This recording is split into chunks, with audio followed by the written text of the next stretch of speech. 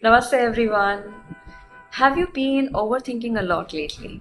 Are you feeling emotionally drained, emotionally challenged, emotionally overwhelmed out of nowhere? And many of you are experiencing old emotions coming to surface, old patterns, old behaviors are coming to the surface.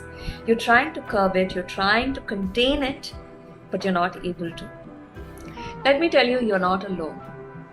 And it is not happening out of nowhere. In fact, we are going through some interesting, intense planetary transitions right now. And most of what you're experiencing, it is because of this.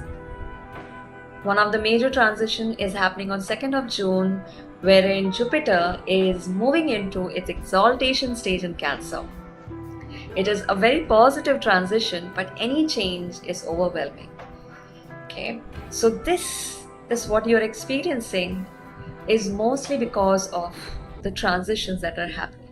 But today I want to talk about the full moon that's happening on 30th and 31st of May. It's a very interesting full moon starting around 11:55 a.m. on 30th, ending on 31st around 2:30 p.m. This full moon is happening in the sign of Scorpio. Yes, and usually full moon is the time of releasing old patterns and preparing for the new changes, new life. But because this full moon is happening in Scorpio, this whole process of release becomes deeply intense, emotional, and transformative. We all know Scorpio is a sign of depth, the hidden, the mysterious, and the unspoken. It is also a sign of intensity, darkness, and transformation. So, this full moon is pushing us, nudging us, encouraging us to step out of the closet, of our own shadows, by releasing the fear, emotional baggages, hidden patterns, behaviors that are no longer serving us. But the most interesting part of this release, of this process, is that many people won't be able to contain their underlying thoughts. You won't be able to process your thoughts or your opinion before speaking. So, if until now you were suppressing, or if you were processing your thoughts and feelings, or if you were not expressing, you will start expressing them now. You will start putting your thoughts and emotion across. Okay, so in many cases it can come across as healing, and it can also be freeing for many of us. But in many other cases, it can impact relationships. It can come across as forceful and also egocentric. So keep in check, be mindful of how you're expressing, because you will express. You won't be able to contain it. So be mindful of the way you express so that you don't hurt anyone. It is also a very powerful period to do something deeper. Okay. So release, meditation, and all of this you can do. But I personally believe this full moon can help you connect with yourself on a deeper level. So do this process. Okay. Sit and ask certain questions to yourself.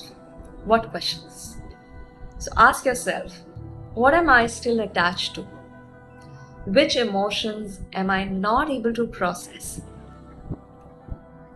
Am I functioning from defense or fear? Do I have any secret agenda in everything that I do? Or am I functioning from pure compassion, which is also the higher frequency of Scorpio? Just ask these questions. Be honest to yourself. Just check, what is this overwhelming feeling? Why are you feeling whatever you're feeling? And as you do this, you will be able to decipher, you'll be able to find certain answers. And you'll also be able to process this change that's happening in a better way. Yes. It is a period, it is a phase that you won't be able to escape yourself or your shadows or your fears. So better you sit with them and you face them. So there are a list of things that I have jotted down for all of you, things that can be done around this full moon. 3 days before, 3 days after the full moon, you can continue doing these practices. So I've made a list and I'll take you through this list. So number 1, meditate, practice silence as much as possible, do less, observe more. Second, work consciously on your shadows, which I've already mentioned. Work on your emotional patterns. Okay. Third, if you feel emotionally overwhelmed and if you have this need to express yourself, find a therapist, find a neutral person and talk to them. Number 4, write down your thoughts, your emotions and recurring patterns. This will help you to become aware of what's really happening. Okay. Number 5, do fire ceremony. You can write down all the negative thoughts and burn them. Just immediately burn them. Don't keep the paper after writing. Okay. So this can be a fire ceremony, writing and then burning.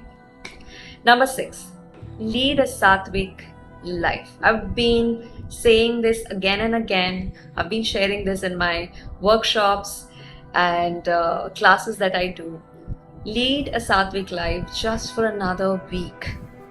Okay, so less stimulation, less doom scrolling, eat mindfully, avoid meeting too many people, partying, alcohol, smoking, all of this. If you can, just avoid for next 1 week until Jupiter enters into Cancer. Number 7, chant Hanuman Chalisa 7 times to help you process the emotion.